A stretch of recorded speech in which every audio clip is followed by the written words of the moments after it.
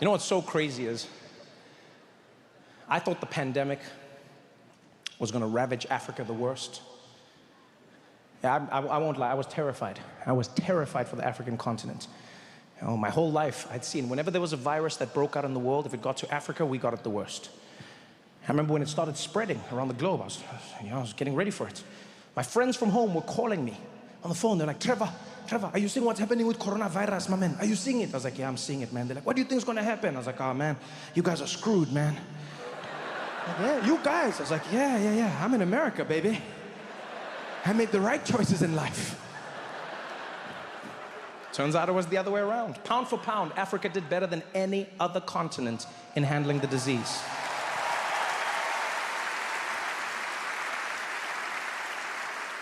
Shocked everyone. What was even wilder was this.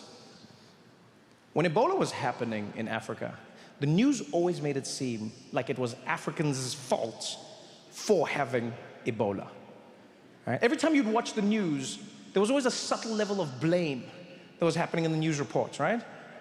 They didn't humanize the people. It would always be someone random on like Sky or on the BBC. They'd be standing there. There'd be dead bodies piled up behind them. They'd be like, Sarah, I'm standing here in West Africa, where as you can see behind me, the bodies of Ebola victims are piling up.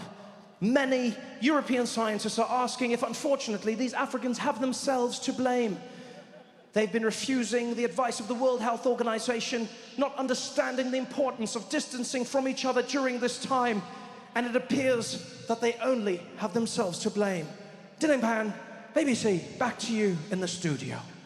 And I would watch this and I'd be like, no, Africans, why do we do this to ourselves? Why, Africa, why? Why do we love doing this to ourselves? Why do we like kissing monkeys? Their lips are so sexy.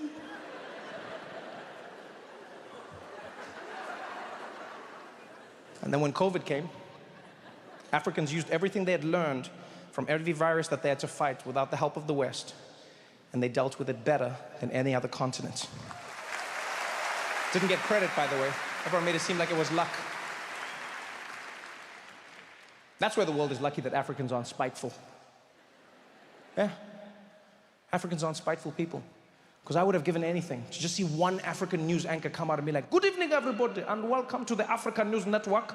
Tonight, we are covering the ongoing coronavirus pandemic that is ravaging the Western world. Many African scientists are asking if these people do not have themselves to blame. Many of them have refused the advice of the World Health Organization, completely ignoring the social distancing measures.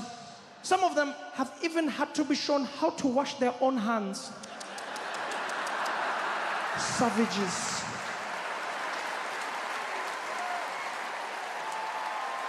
It appears what has been increasing the severity of this problem is the fact that some of them do not even want to wear masks across their face, saying, quote, I cannot breathe through this piece of cloth. This is commonly known by scientists as bitch-ass lungs syndrome.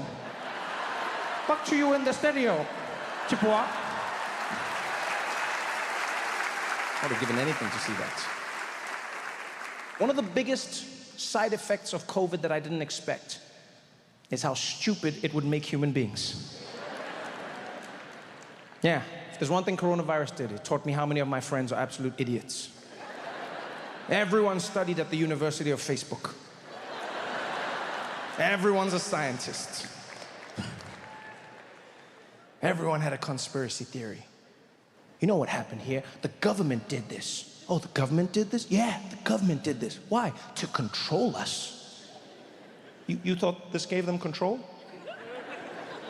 You think governments wanted this?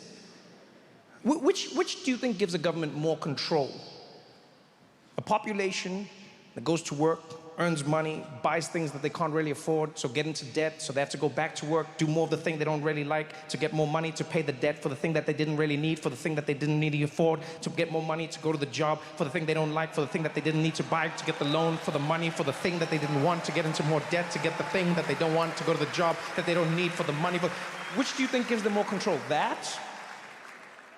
or everyone just sitting at home with free money thinking about life? Everyone just sitting at home like, how come a weekend's only 2 days?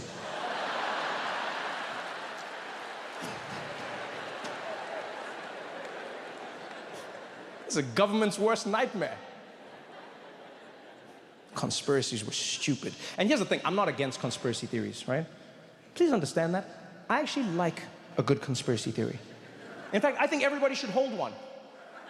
I think in your life, you should hold at least one good conspiracy theory.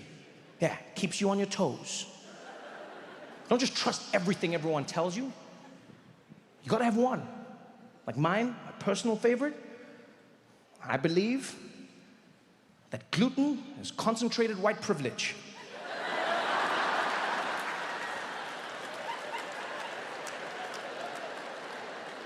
You know I'm right. But COVID, oh man, the conspiracies were ridiculous. Especially because I know what really happened. All right, that's what frustrated me. No, I do. I knew exactly what caused COVID. I saw it coming and I didn't say anything. My bad, by the way. Yeah, it was too much wishing. We wished too much. I saw it coming. You know, when I was young, wishing was something that was special. Didn't happen that much. You had to have a special set of circumstances in order for you to make a wish. You'd find a clover with the right amount of leaves. Huh? There'd be a star shooting. Where? There. Too late. Oh, it had to be your birthday. They'd bring out the candles. And if you blew them all out, you could make a wish. And if you missed any, you died.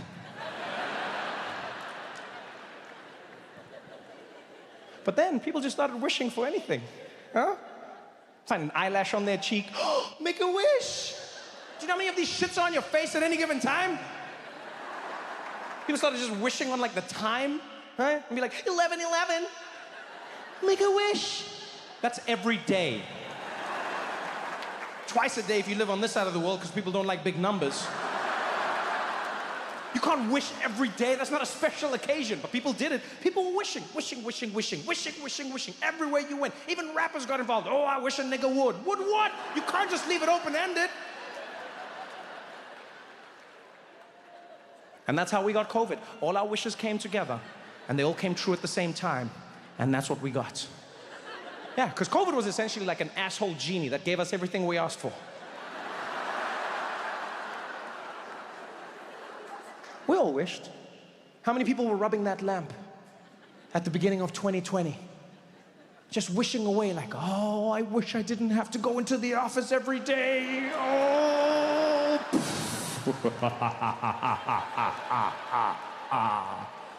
Your wish is granted.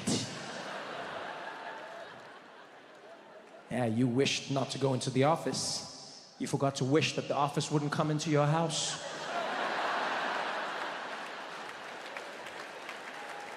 Now you were stuck every day on Zoom, can't blink, gotta make constant eye contact. Yeah,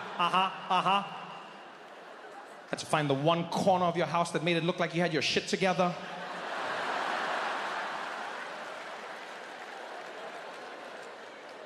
Everybody wished. And boy, we got what we wished for. How many parents were rubbing that lamp? Wishing away.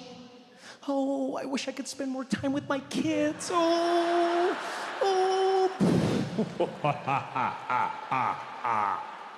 Your wish is granted. Yeah. A lot of parents realize the only reason you like your kids is because you only know them part-time.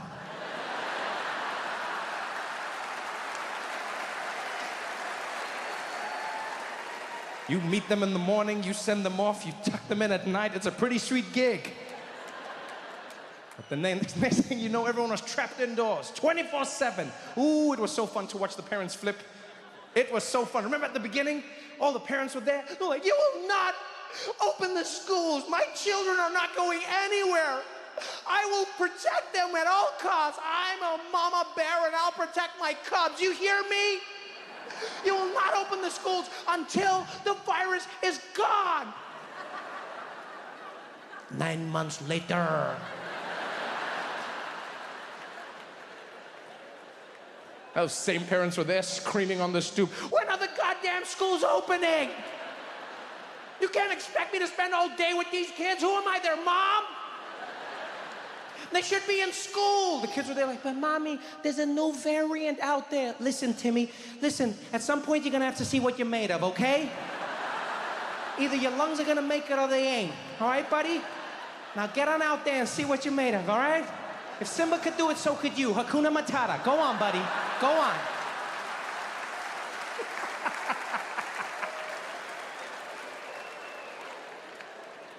We all wished.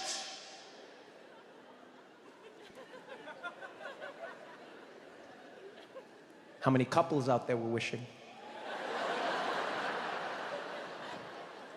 Rubbing away at that lamp, looking into each other's eyes. Like, damn, girl, I wish I could be locked in a room with you all day. Girl, I wish they would lock us up and throw away the key. The things I would do to you. Oh, yeah?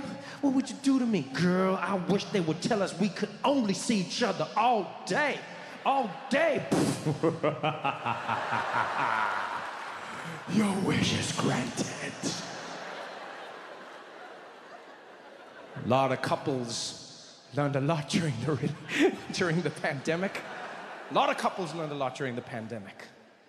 A lot of people realized that love may be unconditional, but like has a time limit.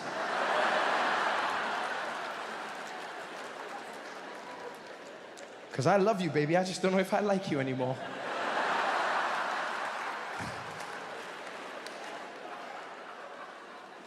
It all started as so much fun, remember? Oh, in the beginning, it was like a sleepover. Oh my God, this is so much fun. And then the weeks turned into months. The months turned into years. And at some point, you'd be sitting in the house with a glaze over your eyes. And you'd hear them coughing on the other side. And you'd be like, yes. Oh, yes, Jesus. Take them now, Lord. If it's their time, it's their time. Let thy will be done, Lord Jesus. I could use the extra office space.